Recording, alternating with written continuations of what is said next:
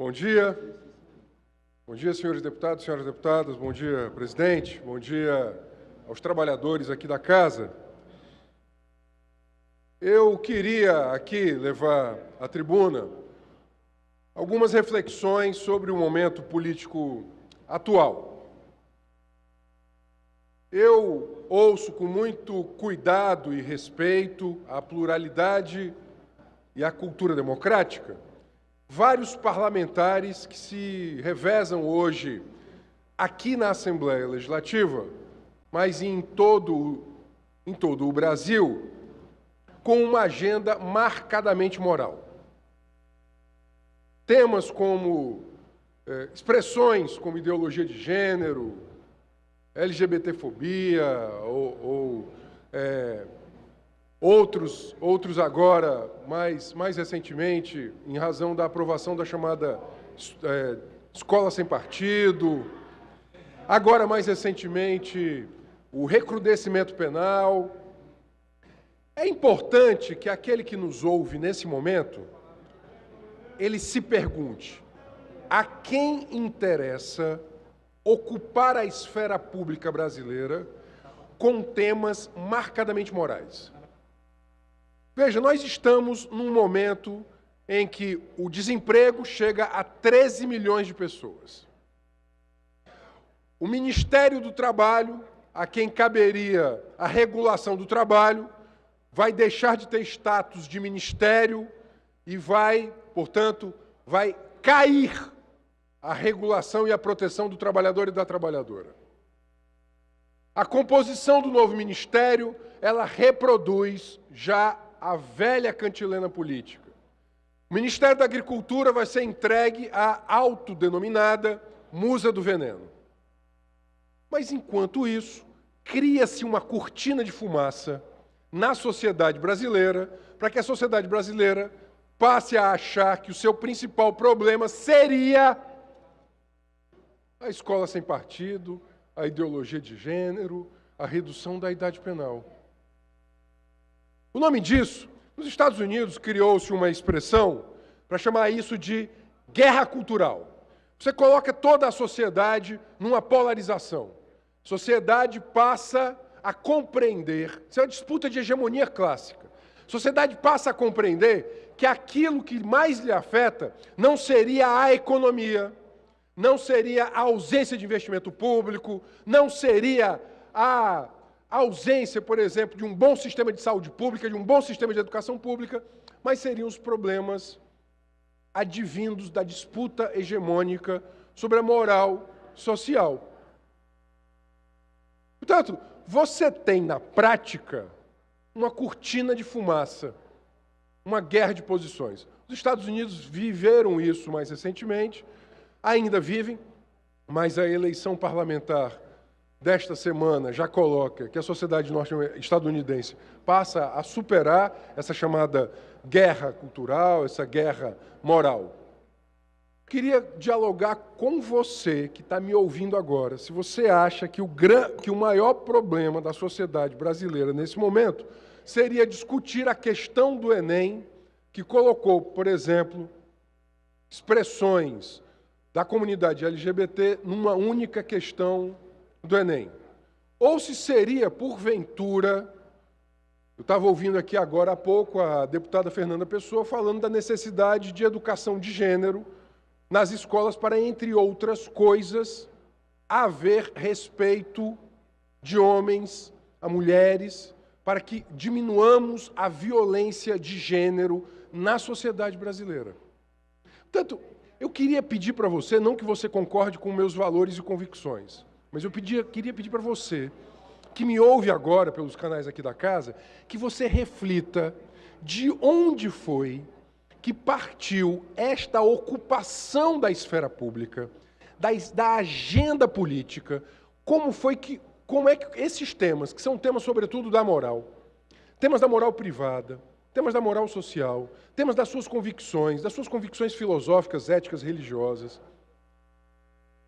por que foi que esses temas passaram a ocupar, sobretudo agora, nos últimos anos, um maior espaço na disputa de hegemonia, quando nós deveríamos estar discutindo, por exemplo, nesse exato momento em que nós estamos agora, em que sorrateiramente o governo eleito quer passar para diminuir o seu próprio desgaste ano que vem, uma reforma da Previdência que é contra o trabalhador e a trabalhadora, em que se nomeia um ministério que é, sobretudo, a cara dos setores econômicos mais poderosos do Brasil. O Paulo Guedes no Ministério da Economia, por exemplo, e a musa do veneno no Ministério da Agricultura é a aliança entre o que há de pior na economia do mercado financeiro e as grandes bancadas do agronegócio. Cuidado com a cortina de fumaça. Muito cuidado. É necessário compreender que essa cortina de fumaça, ela, sobretudo, inclusive aqueles que de boa fé acabam sendo mobilizados na sua subjetividade, na sua psique, né, na sua convicção, podem estar sendo alvo de uma manipulação. A esfera pública brasileira passa a ser ocupada com temas hegemônicos, essa guerra de hegemonia, e há sorrateiramente um processo muito mais poderoso e perverso sendo operado. E, repito, isso não é um fenômeno brasileiro. Isto é um fenômeno que tem sido ocupado em todo o cenário internacional. Estabelecem-se alguns temas que polarizam a sociedade e alguns outros temas, sobretudo da macroeconomia, da política pública, da organização do Estado, eles passam a não ocupar a disputa hegemônica. Por exemplo, ontem, com o anúncio da possibilidade, enésima vez, de redução da idade penal, não se discute, dentre outras coisas, um plano nacional de segurança pública que, de fato, conseguisse, com o estabelecimento de metas, uma nova pactuação, um bom financiamento, formação, remodelagem das polícias, valorização do trabalhador policial, alteração das estratégias, nós pudéssemos reduzir a epidemia de homicídios que nós vivemos. E aí você desloca, mais uma vez, um artifício das guerras culturais. Você desloca, mais uma vez, a opinião pública para achar que o problema da violência no Brasil vai ser resolvido ampliando-se a massa carcerária no sistema penitenciário brasileiro e, inclusive, mentindo para a população, como se a população ela já não soubesse que os adolescentes entre 12 e 18 anos, eles são sancionados. Eles são sancionados, inclusive com privação de liberdade. Eles são apenados, sofrem inquérito, representação do Ministério Público, processo, sentença judicial. Sentença judicial. Portanto, você tem na prática, uma disputa de hegemonia clássica, em que alguns temas são sacados, são temas que, obviamente, mexem profundamente com as convicções do brasileiro e da brasileira, e a macropolítica, a política econômica, elas passam ao largo. Eu queria, mais uma vez aqui, portanto, fazer esse pronunciamento de alerta. Acompanhe, sobretudo, o texto subliminar. Acompanhe, sobretudo, aquilo que está acontecendo nos bastidores. Veja quais são os interesses econômicos que são mais beneficiados já com a montagem do novo governo e da sua agenda. E se pergunte se a sociedade que você quer viver é uma sociedade que não tem espaço para todos. Porque eu quero viver numa sociedade que tem espaço para todos. Uma sociedade que tem espaço para todos os credos, para todas as convicções religiosas, para todas as orientações sexuais, para todas as identidades de gênero, e que isso seja garantido constitucionalmente. E que isso não seja né, a diversidade de gênero e de orientação sexual, ela não seja utilizada como uma cortina de fumaça e que não seja utilizada para antagonizar a sociedade. E que aqueles que sofrem algum tipo de discriminação e preconceito, seja qual for, de origem religiosa, de origem racial, de origem de orientação sexual, eles possam ter políticas que protejam contra a discriminação enquanto não formos uma sociedade de homens e mulheres livres e iguais na sua fé, na sua orientação, na sua identidade de gênero. Eu quero viver numa sociedade democrática e plural. Eu quero viver numa sociedade em que os direitos humanos sejam garantidos a todos e a todas. E que uma sociedade que saiba que aqueles que são vítimas hoje de discriminação por sua fé, por sua orientação sexual, por sua cor de pele, por sua identidade de gênero, não sofram. Enquanto sofrerem, deve haver políticas para educação e para a responsabilização daqueles que agridem e discriminam. Sociedades modernas, sociedades contemporâneas, sociedades democráticas, elas sabem. Ninguém obriga ninguém a ser gay, ninguém obriga ninguém a ser hétero, ninguém obriga ninguém a ser trans. O que deve haver é respeito às pessoas. Portanto, eu queria pontuar isso. O direito ao respeito, em primeiro lugar. O desejo de uma sociedade plural e democrática. E terceiro, alertar para a disputa de hegemonia cultural. Deputado Renato, quando for possível. A disputa de hegemonia cultural. Eu queria trazer, por fim, essa expressão. A quem interessa a guerra cultural nesse exato momento em que nós deveríamos estar pensando temas, sobretudo, absolutamente desafiadores, como são, por exemplo, os da economia, do emprego, da saúde, de um governo que possa melhorar a atenção aos mais pobres, à classe trabalhadora, temas das reformas estruturais, da reforma tributária, da reforma agrária. Deputado Carlos Felipe. Queria lhe parabenizar, deputado Renato. Ontem, no dia 5, foi feito oficialmente, comemorado, os 30 anos da Revolução da Constituição de 88, que eu acho que foi uma grande conquista da nossa sociedade, que assegurou muitos direitos aos cidadãos brasileiros. E o primeiro, o mais importante, é a democracia. O respeito à democracia, o respeito às instituições, o respeito a diferenças, um Estado laico, onde todas as crenças são permitidas, onde todas as ideias são permitidas. Liberdade de cátedra, década de 30, Estado laico, final do século XIX. Nós estamos falando de coisas que eu achava que estavam assentadas já. E agora estão sob ameaça por causa dessa guerra cultural. É isso que é incrível, Renato, como hoje se questiona e se procura impor posições. No momento assim de um debate político, em que a intolerância, o ódio aos diferentes foi tão grande. E essa casa, como uma casa democrática, uma casa do povo cearense, ela tem que ser firme mesmo, dura, nos direitos das pessoas e nos respeitos, e dura contra qualquer tipo de discriminação.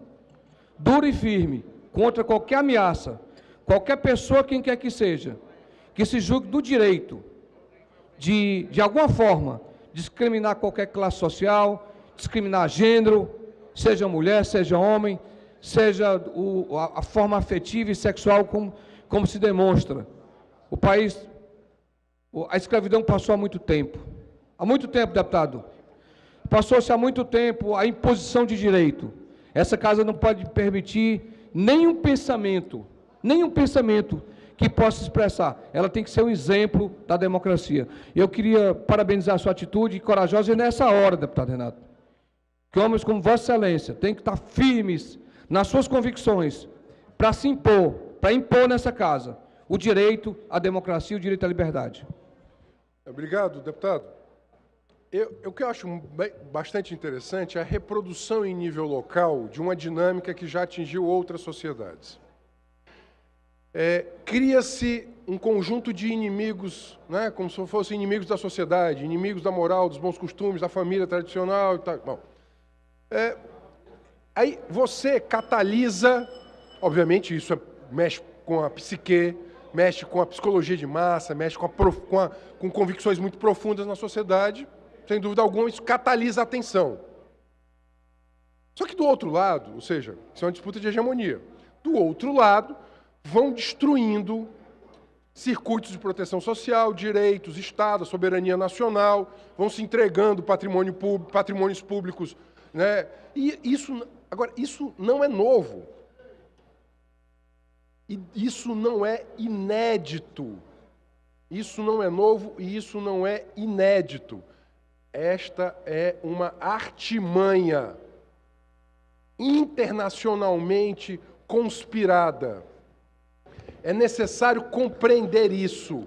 Deputado, mais 3 minutos, Vossa Excelência. É necessário compreender que a disputa de hegemonia, levada agora, não para os temas da grande política, né, se esvazia a grande política e se coloca, sobretudo, para um conjunto de temas da moral social e da moral individual, cumpre um papel na disputa de posições políticas na sociedade.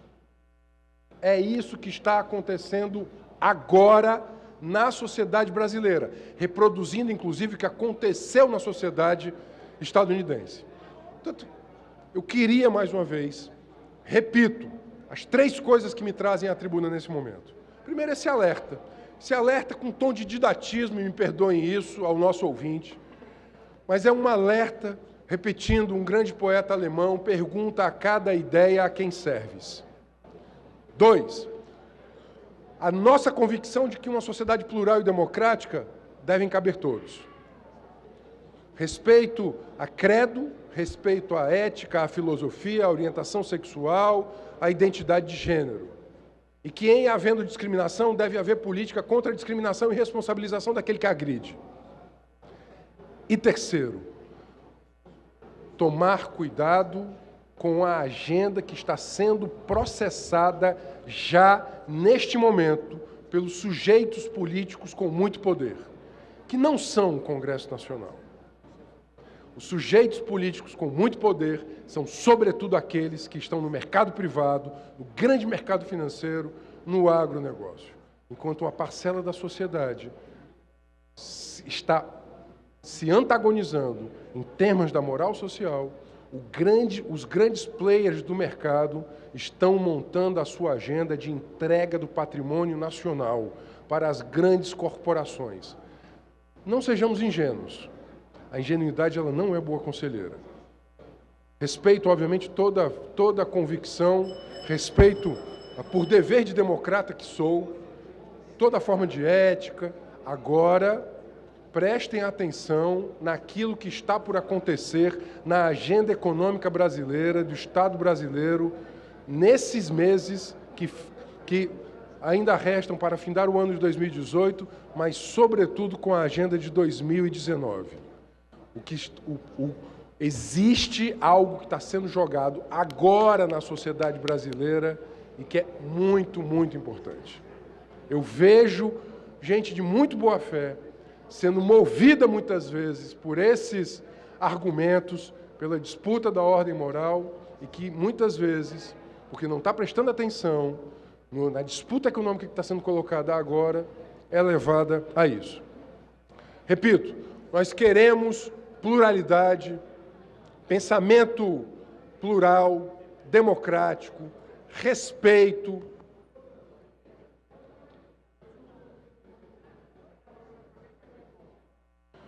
Respeito a todas as formas de pensamento, de orientação, de identidade de gênero, combate a toda forma de discriminação. E, sobretudo, compreenda que essas expressões da guerra cultural, ideologia de gênero, escola sem partido, redução da idade penal, elas, sobretudo, não são originárias do Brasil, mas de uma grande arquitetura da disputa da hegemonia política em nível internacional. Mais uma vez, concluo com o verso. Pergunta a cada ideia a quem serves. Muito obrigado.